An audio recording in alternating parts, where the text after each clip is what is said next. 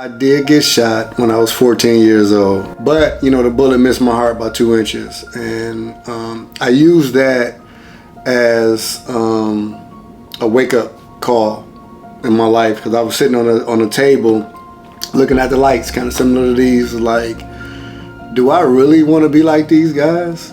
You know, and I'm like, no, I don't. And that's when I kind of like start the transformation and start to like y'all straight, y'all can go over there, I'm good. I'm gonna just go ahead and hang out in school, let's go play some basketball, track, like let me just get focused on stuff that's positive. And I kind of like left that lifestyle alone to the point where it wasn't as appealing to me because I didn't want the things associated with it.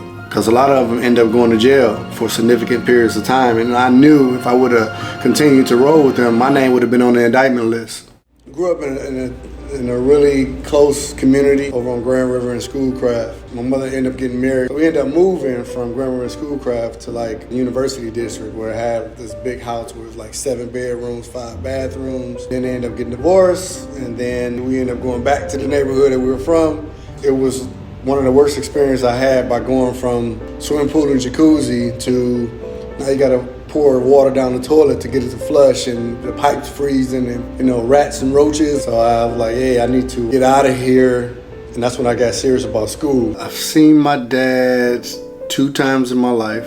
Once when I was 13 years old, and another time when I was 24. He do tell me, you know, how proud he is of me, but you know, I'm like, you not being there gave me the motivation to be a stronger father in my kids' life. My relationship with my younger brothers are like, even though they're older and have children now, they still are like my little brothers. And even though I don't have to provide for them like financially, they kind of like do their own thing, but I still feel obligated to kind of be there and help them. Then I have other siblings that I haven't met, I just only heard about. When I met my wife, I already had a girlfriend and she had a boyfriend, so we end up just being friends.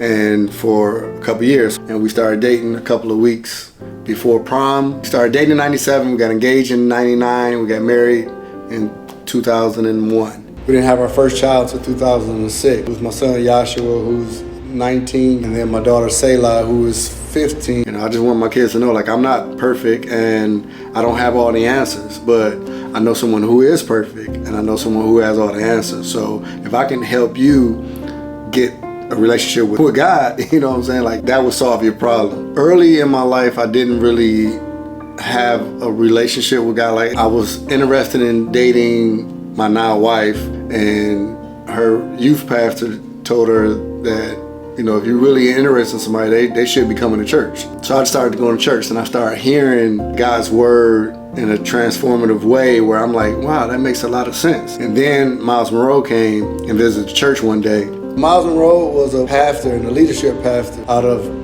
Nassau, Bahamas. Miles Monroe is like a really big inspiration for me, and along with a lot of other people. But he led with like inspiration. He would like inspire people to like, man, I gotta get my life together. I gotta do this, I gotta do that. And it wasn't necessarily to follow him, it was to like be a leader themselves in their own regard. My ministry has been filmmaking opposed to standing, giving a sermon or rapping. A Mirror Deception started out because I was teaching a class on artificial intelligence, and we used AI to create concept artwork for the movie. It's out on Tubi and Prime, and anybody that's watching can watch the movie. Hope 911, teen suicide prevention. We wanted to show young people helping each other out, not just waiting on an adult to come, but this young person started her own hotline to have younger people who are dealing with anxiety, depression, have them call to this hotline, and they kind of help each other out. 5 years from now, I would love to be in a space where I can produce more films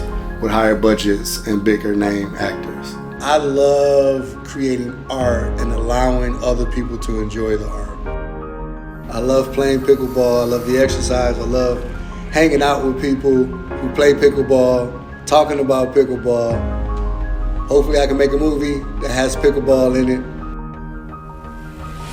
I see things in the future, and I know how to backtrack, kind of like reverse engineer, and then put things in place in order to bring that vision into reality. I think the Visionaire can be enough with, excuse me, let's edit that part out. Take 2, 5 years from now, which is, man, 2030? So if I was to shoot a movie with no budget, I would do everything. I would have to shoot it, I would have to write it, I may have to act in it myself. Just looking at my screen. Yeah, and the facilities. Are you gonna be talking to? No. Order in the court, order in the court.